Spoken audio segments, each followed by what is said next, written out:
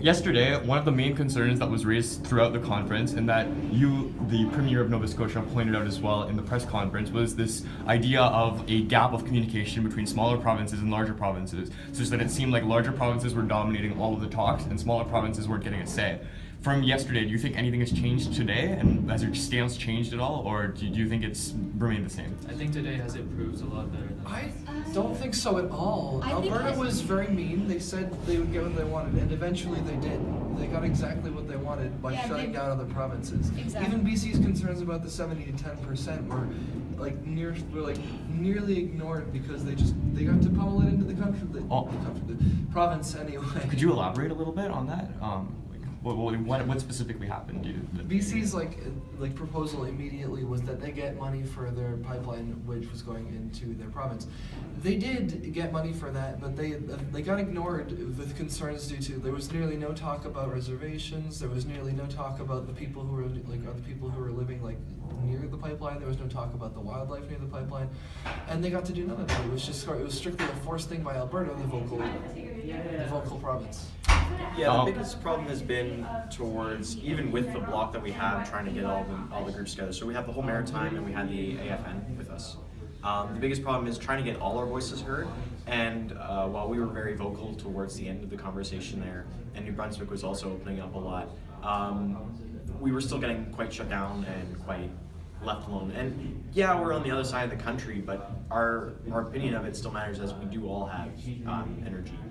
And there is an issue with getting our voices heard if we're not called upon, or if we have something to say and then the conversation moves on, it's no longer relevant, so we have not been able to express our opinions. What do you think could be done to solve this issue? Because clearly it's an issue, right? Like in all of the ministries, there have been complaints about this. And when we had an interview with the Prime Minister earlier, and he made a statement where a lot of these issues are more pertinent to bigger provinces, and so the smaller provinces don't have so much to say because the issue doesn't pertain as much. But then the issue was raised where when issues start to be spoken about that pertain to the smaller provinces, the larger provinces don't want to talk about those issues. So what do you think could be done to solve this problem?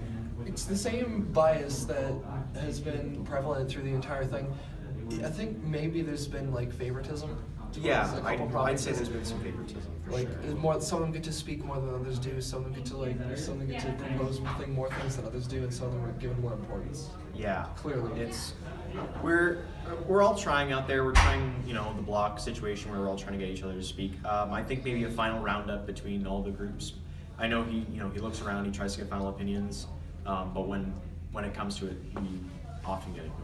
When we're getting low on time, that is generally when we have many things to say because several things have been said prior.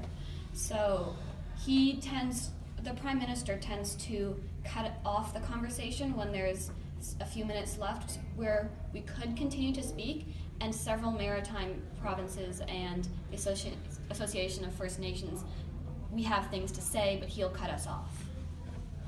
As a final question, when you came in yesterday, you had a set of goals, obviously, in the opening ceremony. Throughout the course of these 2 days, 1, do you feel like those goals have been met? 2, are you happy with the end results? And 3, if you're unhappy with anything, please provide us with your stance on this conference as a whole. Could I? Yeah, take it. Okay.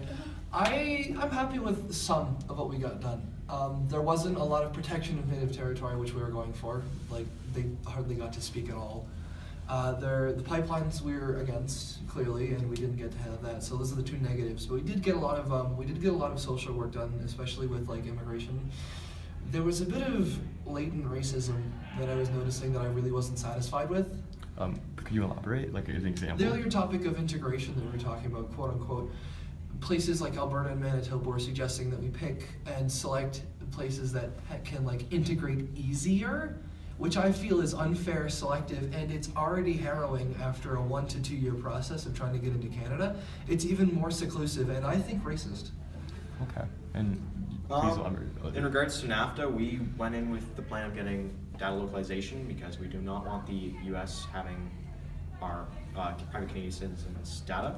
And we came out with the end result of, we're going to keep data localization within Canada, which is good. So overall, aside from everything else that's been happening, as Larry stated, I'm pretty happy with what I came in to achieve, and the block especially has helped. Yeah, and I feel the same way too. And you? think we've achieved NAFTA quite well. NAFTA was quite one of our high points. Yes. And I'm proud of my team, by the way.